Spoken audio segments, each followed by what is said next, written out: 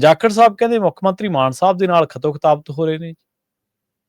ਬਿਲਕੁਲ ਜੀ, ਸੁਨੀਲ ਜਾਖੜ ਭਾਜਪਾ ਦੇ ਪੰਜਾਬ ਦੇ ਪ੍ਰਧਾਨ ਨੇ ਤੇ ਉਹਨਾਂ ਨੇ ਚਿੱਠੀ ਲਿਖੀ ਆ ਮੁੱਖ ਮੰਤਰੀ ਸਾਹਿਬ ਨੂੰ ਜੀ, ਤੇ ਉਹਦੇ ਵਿੱਚ ਉਹਨਾਂ ਨੇ ਬੀਬੀ ਸਿੱਧੂ ਵਾਲੇ ਮਸਲੇ ਦੇ ਹਵਾਲੇ ਨਾਲ ਸਮਝ ਲਓ, ਪੰਜਾਬ 'ਚ ਭ੍ਰਿਸ਼ਟਾਚਾਰ ਦੇ ਮੁੱਦੇ ਤੇ ਸਮਝ ਲਓ, ਪੰਜਾਬ 'ਚ ਡਰੱਗ ਦੇ ਮੁੱਦੇ ਤੇ ਸਮਝ ਲਓ। ਉਹ ਕਹਿੰਦੇ ਵੀ ਇਹ ਸਾਰਾ ਮਨੀ, ਚਾਹੇ ਡਰੱਗ ਮਨੀ ਹੈ, ਚਾਹੇ ਭ੍ਰਿਸ਼ਟਾਚਾਰ ਰਿਸ਼ਵਤ ਦੀ ਮਨੀ ਹੈ, ਚਾਹੇ ਆ ਸੀਟਾਂ ਦੇ ਸੌਦਿਆਂ ਦੇ ਮਾਮਲੇ ਨੇ, ਇਹ ਸਾਰਿਆਂ ਦੀ ਕਹਿੰਦੇ ਜਾਂਚ ਹੋਣੀ ਚਾਹੀਦੀ। ਠੀਕ ਹੈ, ਖਾਸੀ ਸਖਤ ਚਿੱਠੀ ਹੈ ਉਹਨਾਂ ਦੀ। ਦੇਖੋ, ਮੈਨੂੰ ਲੱਗਦਾ ਸੁਨੀਲ ਜਾਖੜ ਚਿੱਠੀ ਲਿਖਣ ਦੀ ਬਜਾਏ ਜਨਤਕ ਕਰ ਸਕਦੇ ਨੇ। ਉਹ ਲੰਮਾ ਸਮਾਂ ਕਾਂਗਰਸ 'ਚ ਰਹੇ ਨੇ, ਕਾਂਗਰਸ 'ਚ ਉਹਨਾਂ ਨੇ ਪ੍ਰਧਾਨਗੀ ਤੋਂ ਲੈ ਕੇ ਕੇਂਦਰ ਦੇ ਵਿੱਚ ਮਤਲਬ ਕਿ MP ਤੱਕ ਦੇ ਅਹੁਦੇ ਸਾਰਾ ਕੁਝ ਮਾਣਿਆ। ਸਹੀ ਹੈ, ਉਹਨਾਂ ਨੂੰ ਤਾਂ ਸਾਰਾ ਤਜਰਬਾ ਹੈ।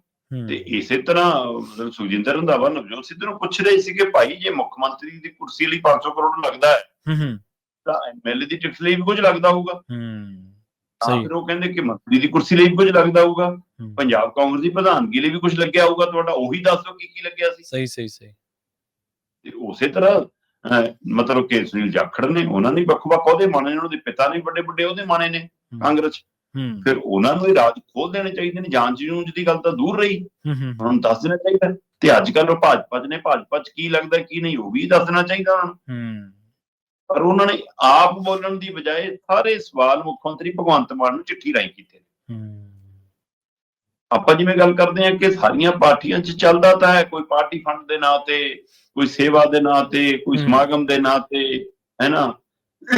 ਚਲੋ, ਪਰ ਹੁਣ ਇਹਨਾਂ ਨੇ ਸਵਾਲ ਕੀਤਾ ਸੁਨੀਲ ਜਾਖੜ ਨੇ ਕਿ ਪੰਜਾਬ ਦੀਆਂ ਸਾਰੀਆਂ ਪਾਰਟੀਆਂ ਦੀ ਜਾਂਚ ਕਰਾ ਲਓ, ਸਾਰੇ ਸਰਗਰਮ ਸਿਆਸਤਦਾਨਾਂ ਦੀ ਜਾਂਚ ਕਰਾ ਲਓ। ਠੀਕ ਹੈ, ਔਰ ਜਾਂਚ ਦੇ ਵਿੱਚ ਇਹ ਜ਼ਰੂਰ ਕਰਾਓ ਕਿ ਬਈ ਪੈਸਾ ਕਿਵੇਂ ਵਧਿਆ, ਕਿੰਨੀ ਛੇਤੀ ਵਧਿਆ, ਕਿੱਥੋਂ ਵਧਿਆ। ਉਹ ਕਹਿੰਦੇ ਵੀ ਸਾਈਕਲਾਂ ਵਾਲੇ ਅਚਾਨਕ ਵੱਡੀਆਂ ਗੱਡੀਆਂ ਤੇ ਕਿਵੇਂ ਆ ਗਏ ਜੀ, 4 ਖਣਾ 2 ਖਣਾ ਵਾਲੇ ਘਰਾਂ ਵਾਲੇ, ਕੱਚੇ ਘਰਾਂ ਵਾਲੇ ਅਚਾਨਕ ਕਿਵੇਂ ਮਹਿਲਾਂ ਤੇ ਆ ਗਏ, ਕਿਵੇਂ ਫਾਰਮ ਹਾਊਸਾਂ ਤੇ ਆ ਗਏ, ਕਿਵੇਂ ਵੱਡੀਆਂ ਜ਼ਮੀਨਾਂ ਦੇ ਸੌਦੇ ਹੋ ਗਏ। ਖੱਡਾਂ ਦੇ ਸੌਦੇ ਦਾ ਤੁਹਾਡੇ ਟਾਈਮ ਵੀ ਮੁੱਦਾ ਬਣਦਾ ਰਿਹਾ, ਤੁਹਾਡੀਆਂ ਪਾਰਟੀਆਂ 'ਚ ਤੁਸੀਂ ਰਹੇ। ਇਸ ਲਈ ਬੱਸਾਂ ਦੀਆਂ ਬੋਡੀਆਂ ਦੀ ਚਰਚਾ ਤੁਹਾਡੇ ਹੁੰਦਿਆਂ ਵੀ ਰਹੀ ਹੈ। ਸਹੀ ਹੈ, ਹਰੇ ਸਵਾਲ ਰਹੇ ਨੇ ਉਹ ਸਾਰੇ ਪ੍ਰਕਿਰਿਆ ਦੇ। ਸੋ ਹੁਣ ਇਹ ਜਵਾਬ ਕੀ ਮੁੱਖ ਮੰਤਰੀ ਭਗਵੰਤ ਮਾਨ ਦੇਣਗੇ ਜੇ ਉਹ ਸ਼ੁਰੂਆਤ ਕਰਨਗੇ? ਕਿੱਥੋਂ ਕਰਨਗੇ?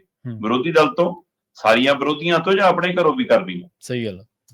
ਜਾਖੜ ਸਾਹਿਬ ਜੇ ਇਹ ਜਾਣਨਾ ਚਾਹੁੰਦੇ ਹੋ ਕਿ ਪੈਸਾ ਕਿੱਥੋਂ ਆਇਆ ਤਾਂ ਇਹ ਵੀ ਪਤਾ ਕਰਨ ਦੀ ਕੋਸ਼ਿਸ਼ ਕਰੋ, ਗਿਆ ਕਿੱਥੇ ਪੰਜਾਬ 'ਚ ਰੁਕਿਆ ਕਿ ਹੁਣ ਵਿਦੇਸ਼ਾਂ ਨੂੰ ਚਲਾ ਗਿਆ? ਸੱਤਾਧਾਰੀ ਧਿਰ ਤੇ ਵੀ ਸਵਾਲ ਬਹੁਤ ਖੜੇ ਆ। ਤੇ ਉਹ ਤੋਂ ਪਹਿਲਾਂ ਜਿਹੜੀਆਂ ਪਾਰਟੀਆਂ ਰਾਜ ਕੀਤਾ, ਚਾਹੇ ਅਕਾਲੀ BJP ਹੋਵੇ ਤੇ ਚਾਹੇ ਕਾਂਗਰਸ ਹੋਵੇ, ਉਹਨਾਂ ਸਾਰਿਆਂ ਦੇ ਉੱਤੇ ਵੀ ਵੱਡੇ ਸਵਾਲ ਨੇ। ਤੇ ਬਰਾਬਰ ਤੁਲਣਾ ਚਾਹੀਦਾ ਪਲੜਾ ਹੁਣ ਜਾਂਚ ਹੋ ਜਵੇ। ਪਰ ਕਿਉਂਕਿ ਮੂੰਹ ਜਵਾਨੀ ਚਿੱਠੀ ਪੱਤਰੀ ਮੰਗ ਬਹੁਤ ਵਾਰ ਤੁਰੀ ਹੈ ਜੀ। ਸਹੀ ਹੈ, ਲੋਕ ਮੈਂ ਕਹਿੰਦਾ ਹੋਰ ਨਾ ਕਰਾਓ, ਘੱਟੋ ਘੱਟ ਕੈਪਟਨ ਦੇ ਪਹਿਲੇ ਦੌਰ ਤੋਂ ਸ਼ੁਰੂ ਕਰੋ। ਕੈਪਟਨ ਦਾ ਪਹਿਲਾ ਦੌਰ, ਫਿਰ ਬਾਦਲਾਂ ਦੇ 2 ਦੌਰ, ਹੈ ਨਾ, ਫਿਰ ਕਾਂਗਰਸ ਦਾ 1 ਦੌਰ, ਫਿਰ ਆਪ ਦਾ ਦੌਰ। ਇੰਨੇ ਕੁ ਦੌਰਾਂ ਤਾਂ ਜਾਂਚ ਹੋਈ ਜਾਵੇ। ਜਿਹੜੇ 177 MLA ਸੀ ਉਸ ਸਮੇਂ, 13 ਮੈਂਬਰ ਪਾਰਲੀਮੈਂਟ ਸੀ, 7 ਰਾਜ ਸਭਾ ਦੇ ਮੈਂਬਰ ਸੀ, ਉਹਨਾਂ ਦੀ ਕਰਾ ਲਓ। ਕਿਸੇ ਨੇ ਕਮਾਇਆ ਹੋਊਗਾ, ਕਿਸੇ ਨੇ ਗਵਾਇਆ ਹੋਊਗਾ। ਕਿਉਂਕਿ ਰਾਜ ਸਭਾ ਦੀਆਂ ਟਿਕਟਾਂ ਜਿਹੜਾ ਖਰੀਦਦਾ ਕਿ ਉਹ ਸਾਰੇ ਕਮਾਉਣ ਲਈ ਖਰੀਦਦੇ ਨੇ ਜਾਂ ਸਿਰਫ ਨਾਮ ਬਣਾਉਣ ਲਈ ਵੀ ਖਰੀਦਦੇ ਨੇ ਕਈ। ਸਹੀ ਹੈ, ਇਹ ਵੀ ਹੈ ਬਿਲਕੁਲ। ਇਸ ਲਈ ਇਹ ਜਾਂਚ ਹੋਣੀ ਚਾਹੀਦੀ ਹੈ, ਪਰ ਹੁੰਦੀ ਦਿਖਦੀ ਨਹੀਂ ਜਨਾਬ। ਚਿੱਠੀ ਹੋ ਰਹਿ ਜੂਗੀ। ਜੀ। ਸਹੀ ਹੈ।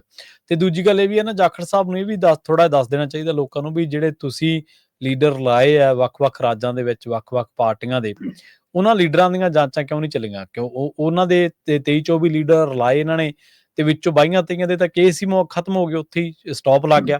ਫਿਰ ਉਹ ਉੱਥੇ ਤੁਹਾਡੇ ਕੋਲੇ ਕੀ ਜਿਹੜਾ ਉਹ ਮੰਤਰ ਹੈ, ਤੰਤਰ ਹੈ, ਸਾਰਾ ਕੁਛ ਹੈ ਕਿ ਬਈ ਤੁਹਾਡੇ ਨਾਲ ਆ ਕੇ ਬੰਦਾ ਪਾਕ ਸਾਫ਼ ਕਾਹਤੋਂ ਹੋ ਜਾਂਦਾ?